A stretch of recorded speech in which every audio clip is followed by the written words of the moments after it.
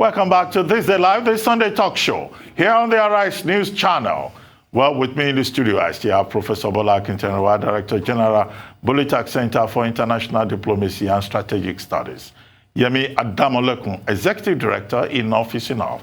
Professor David Awurawo, Professor of International Relations and Strategic Studies, Head of Department of History and Strategic Studies at the University of Lagos, and Professor Anthony Kila, International Director of Studies at the European Center of Advanced and Professional Studies. Well, Yemi Adamolekun, I would like to start with you. We had this long conversation with the Governor of Ondo State and Chairman of the Southern Governors Forum, in which, in the course of which he addressed a number of issues from VAT to anti-open grazing laws to presidency in 2003, and issues that should be of concern to you also as an indigene of Ondo State. So I start with you. Thank you very much. I look forward to Professor Akintoye's interventions as well. Unfortunately, both of you are from Ondo State. Indeed. And you can tell. I mean, Ondo people are special people. But anyway, unfortunately, I had network issues, so I didn't hear all of what the governor had to say. But on some of the things that I did hear, I liked his statement on anti-open grazing when you were asking him that it was being framed that he was against certain people.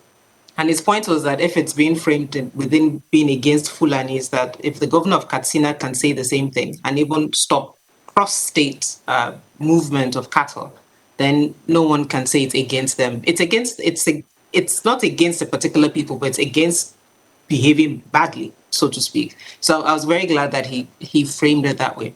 I didn't hear what he said about salaries and payments. I would have loved to hear his response to that and the fact that he only has a few commissioners.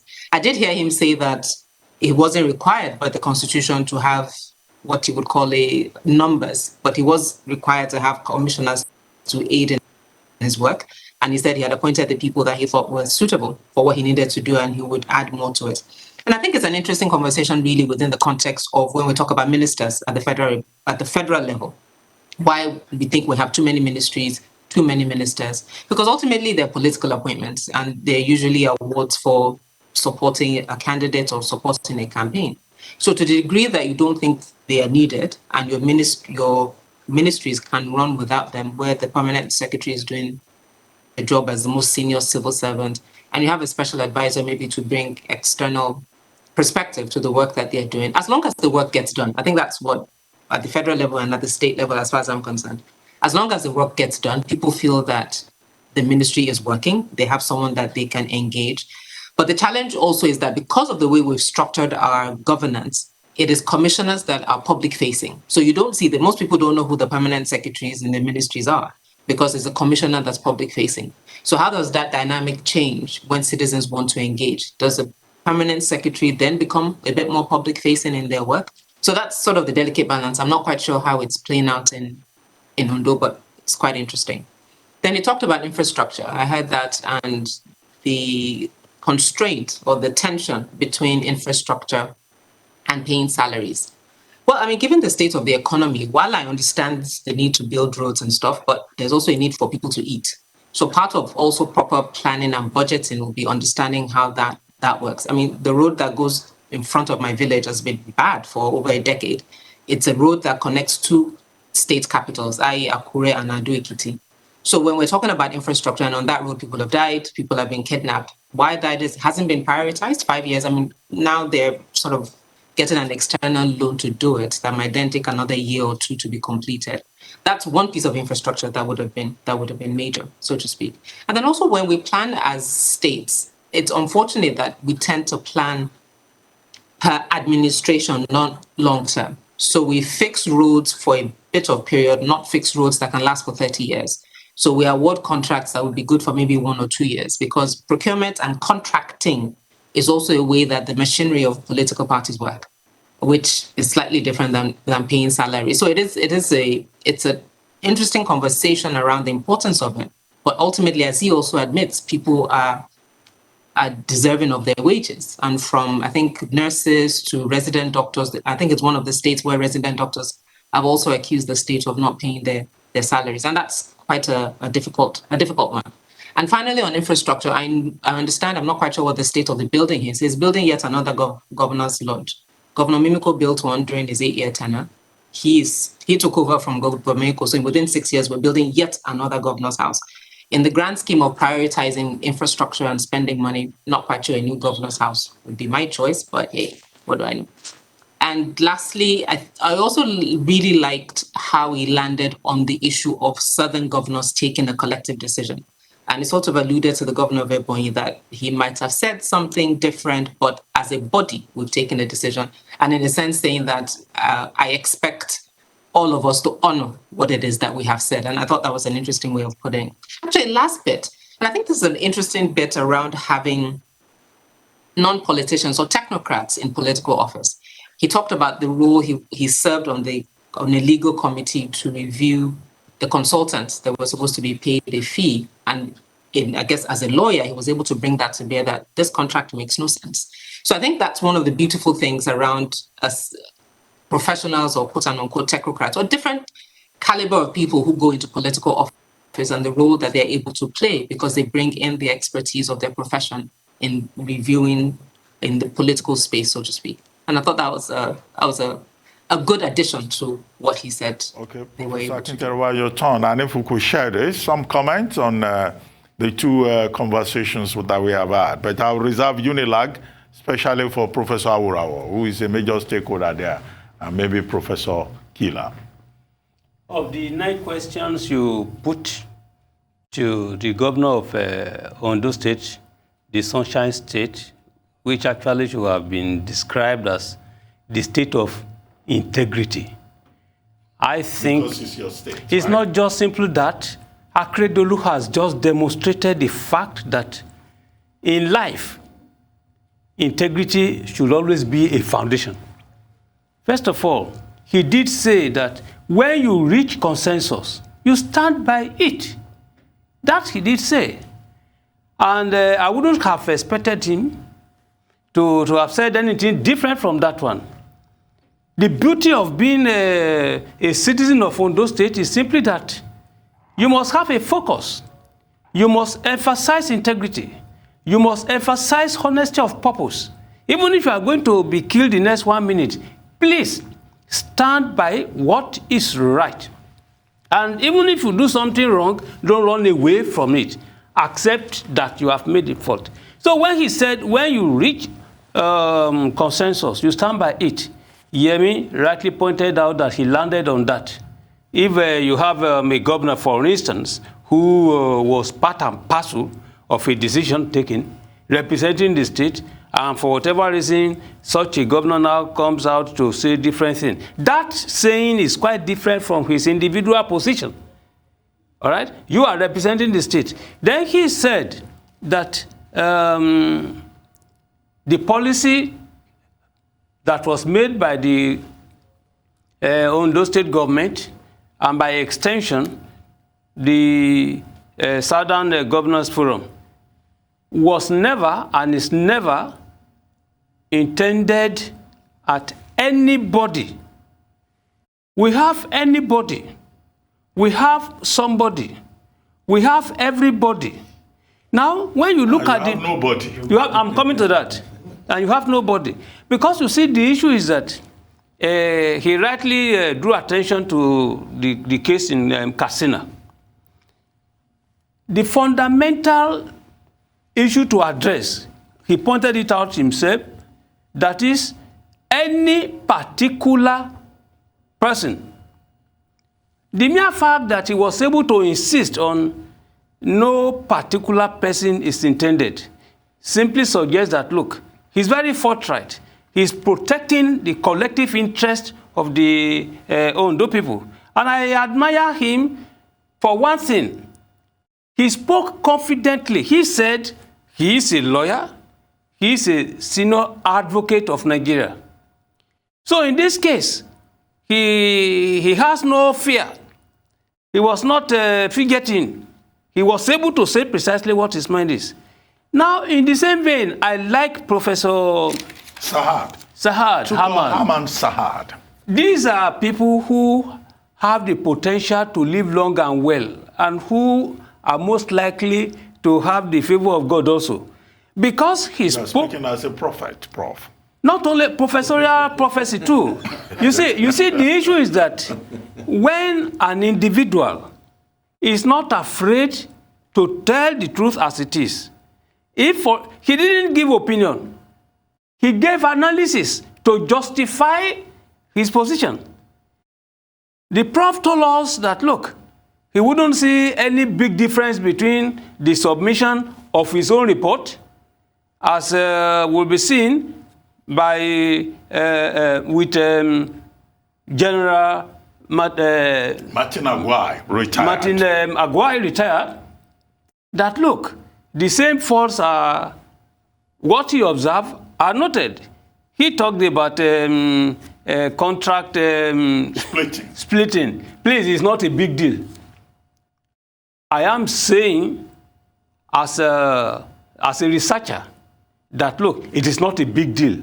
Because in the whole public service, even though it is clearly stated that when your approval limit is XYZ, you stay there. But what the permanent secretaries in this particular case have been doing, generally, whether you are talking about civil service or public service, when your approval limit is 1 million, then the next thing you will do is that they can break it into 459, then 350, something. That is what everybody does. So in this case, please, let us wait for the whole report. Nobody has said that Ogundipe has stolen money.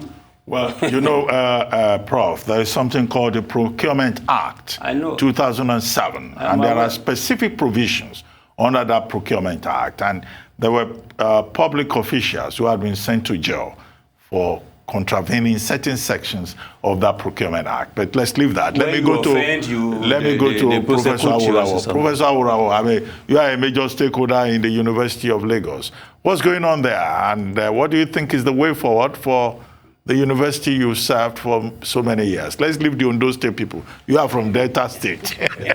I'm from UNILAG. Let's talk about UNILAG. Well, the UNILAG issue has dragged on for too long. Of all the comments that Professor Saad made, the one that struck me most is the brand UNILAG, and how all of these issues have negatively affected the brand. The sooner these issues are settled so we can move on with our lives, the better. As he also pointed out, the report of the Martin Aguirre-led Visitation panel is not in the public domain yet. We wish the government would, act on it as expeditiously as possible, so the issues can be laid to rest and we can move on. It is difficult for me to make definitive statements right now because, his own panel came up with a report. The report, from what some of them are saying, the white paper that emanated from the report does not seem to reflect exactly what they recommended. And then another panel has come presenting what looks like a different perspective, on the same matter, or maybe even a diametrically opposed position. Because if one report said reinstate, and then the other one is saying there are infractions, if that indeed is what the contents of the reports are, then the government has a lot to do so that peace can be restored to the University of Lagos. I agree with Professor Akintola, where, that we can't say anybody has stolen anything or anybody took anything. These are procedural and technical issues for now.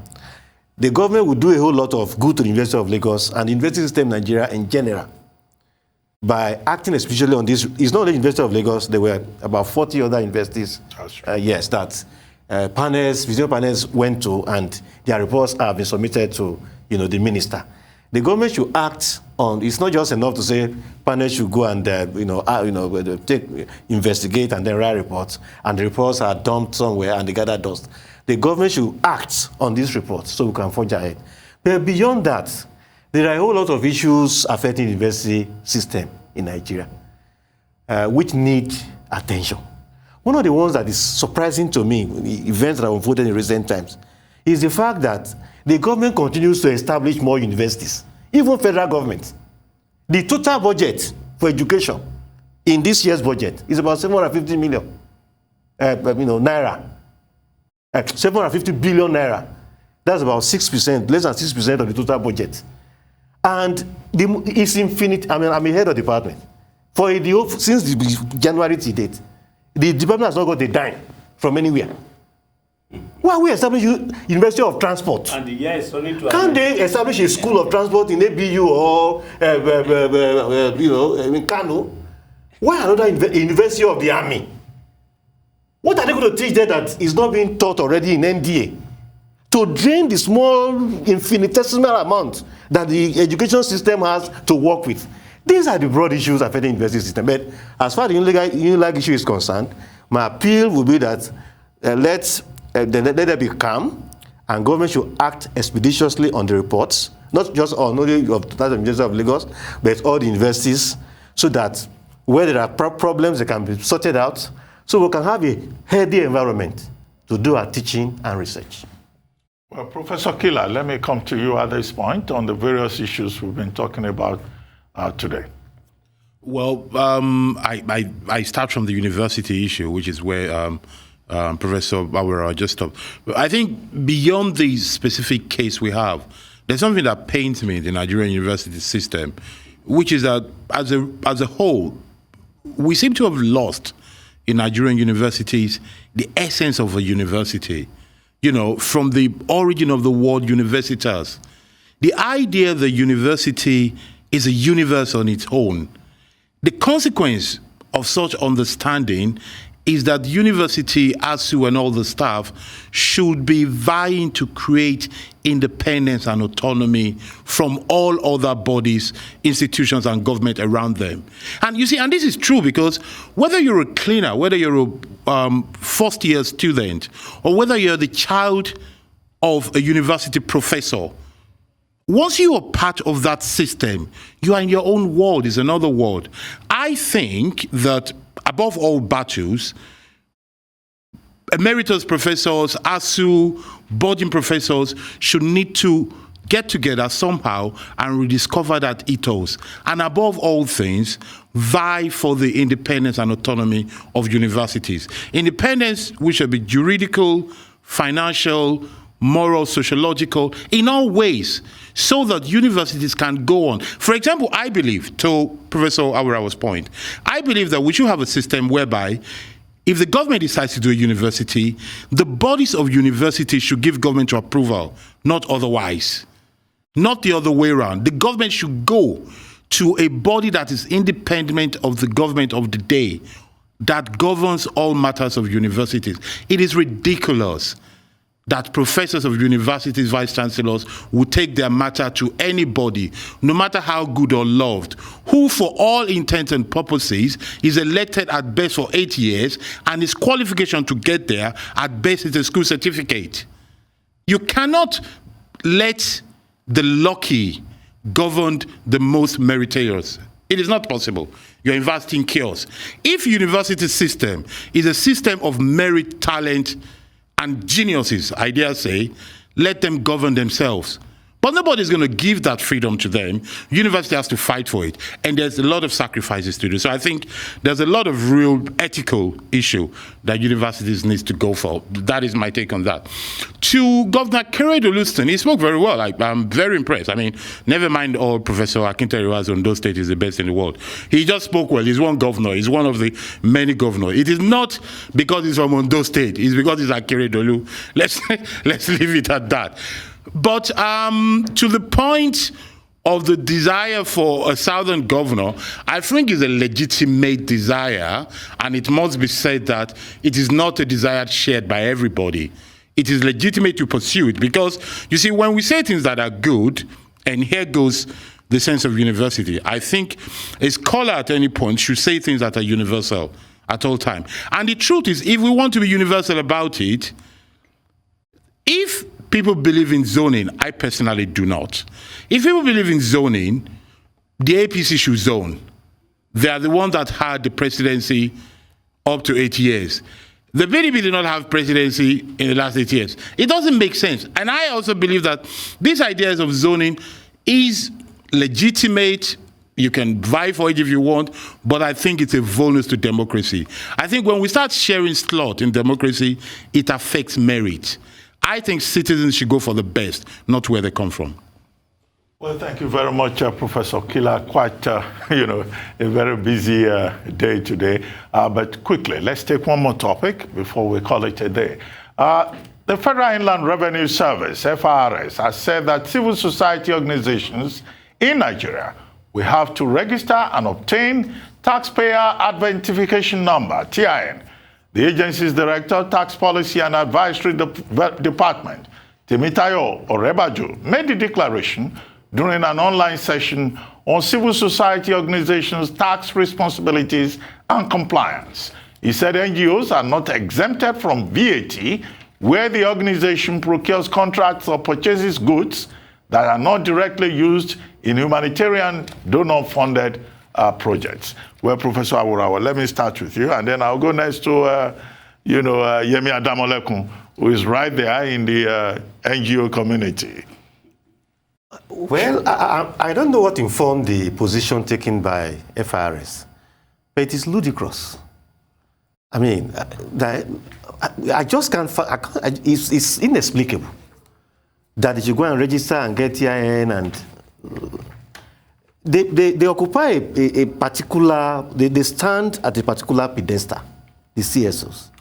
And honestly, I don't know what FIRS want to. Is it part of the new drive to collect more tax, or is it an idea to control the activity? Because there has been this debate, for quite some time now, as to the government's desire to control the activities of. It's true, yeah.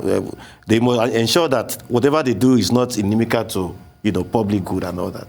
But the directive, I can't quite fathom why and how they have arrived at that, and whether they want to me, it's incomprehensible. That is just my take to it. Well, Yemi Adamolekun, isn't it truly the case that some of these NGOs are really very rich into properties, into contracts, into, the business of money making, on the basis of which the FIRS is saying they should pay tax? What's your reaction? Before we go to that, I want to sort of land on the UNILAG issue. There's a statement that just came out from the Ministry of Education that states, yes. The regular presidential visitation panel, which was chaired by reputable four-star General Martin Luther Agwe, had no mandate to review the decision of the special presidential visitation panel and the white paper that came out of it, and could therefore not have exonerated the chairman and his council. I think it's instructive to know that, General Agwe's report is not out. General Agwe did not only visit UNILAG, he visited, I think, all federal universities, number 2. And lastly, that it's instructive that it's Mr. Babalakin that's actually telling us what the panel decided when the panel had no mandate to review the decision that found his decision inappropriate or illegal in sacking the VC of UNILAG. So let's just be clear in all our discussions. The report is not out. The report had no mandate to review that decision. And on the tax issue, there are, a lot of non-profits are registered as social enterprises, which simply means that you can make money, but you cannot share profit. And the money that is made is taxable. The guidelines, at least that we operate on, says that we don't pay VAT because we're VAT exempt given the work that we do. I'm not quite sure the rationale or the logic. I attended the webinar briefly, but I wasn't there when this was explained. And I do agree with Professor Awurawa in the sense that maybe it's in response to their VAT income that is being challenged. They're now looking for other places to find VAT. And then lastly, completely agree with Professor Awurawa and Mr. Killer that until universities take their independence from the federal government, you will continue to have the most merit. To become a professor, you must have read some things, written some papers, done some things. Subject yourself to someone whose best qualification is a school certificate. The ludicrousness, or if that's such a word, or the ridiculousness of that our university professors still are subjecting themselves to that, whereas they're fighting with federal government. You didn't do the agreement, you haven't paid us, you should pay us.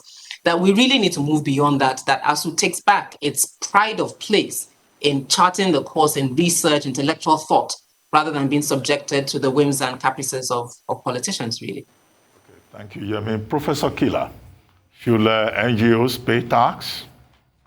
I think it's a political decision. You see, this is part of the problem we have in this country. Ideally, if a government agency says something should happen, in this specific case, NGOs should pay tax. The declaration, the announcement, should explain why and how. Should explain the benefits of doing it and the disadvantages of not doing it, so that we shouldn't have to second guess or imagine why. In this case, nobody knows what led the announcement to be made to say they should be paying tax. Because I argue that if it's for fiscal reasons, if they want to raise revenue, they'll get more money from the churches. But they do not have the courage to go after churches, so they go after people who, how do we say, are more vulnerable. And this is bad for this administration because it is already being seen to curtail and to try to jaundice civil societies. I think it doesn't make sense. But again, that's a personal view. There's nothing sacrosantly or, seriously wrong or right about civil society paying tax. And nobody should even bring what is done elsewhere in the world. Any country can decide its own way. My only question is that I do not see the economic sense because they're not enough to justify the amount we're going to use to chase them for tax or for a special law. But if they can prove to us that they're sitting down on trillions that can help roads and schools, and that to collect it is not what we're going to get from them, well, so be it. If it's profit, then they can pay tax. But anything outside that, it doesn't really make sense to me. Well, Professor Akintenewa, your take on this subject? I'm surprised that Professor Kila can afford the luxury of bringing in the churches. The churches should not. Maybe the mosques also. Why should you tax the mosques? These are churches, mosques that are bringing people closer to God so that their future can be better. Well, they ride the road. You can tax their leaders who are rich, but the church as a group of people seeking a better future. No. As regards civil society organizations being taxed, if you don't know the reason, and if you are saying that, look, you will not find any explanation, conjecturally, I think the government of Nigeria is afraid of the rising profile of the civil society organizations in global politics because they have been recognized officially as another level of government, okay, worldwide. So they listen to them, they give them seats, listening ears, they want to hear now. So as an alternative source of information on political governance in many countries, every government tries now to undermine, the utility of civil society organizations. If it is not because of civil society organizations in Nigeria, political governance in Nigeria as it is today will have been completely bastardized. It is thanks to them. So government now is looking for ways of preventing the solvency of such organizations in such a way that they will not be capable, they will not be able to have the means of sustaining their struggle and objects. Many civil society organizations have a humanitarian character. You cannot tax such one. Those organizations that have, an economic objective, you can do so. And as Yemi rightly pointed out, please, when you have, when you make money, when you act because of economic motivation, then you can talk about taxation. But when it is not, please, I want to strongly believe that at the end of the day, for as long as any government, including the government of Nigeria, continues to make life difficult for civil society organizations, especially in the execution of their own projects, it will be very difficult for government to have peace even with itself, because they are operating at the level of the people, people to people. Well, thank you very much, Yemi Adamalekun, Professor Bola Akintenwa, Professor David Awurawo, and Professor Anthony Killer. You've been watching Thisday Live, the Sunday talk show, here on Arise News. I'm Ruben Abati. From our entire team here in Lagos, it's bye for now, and thank you very much for watching. We'll see you again next Sunday.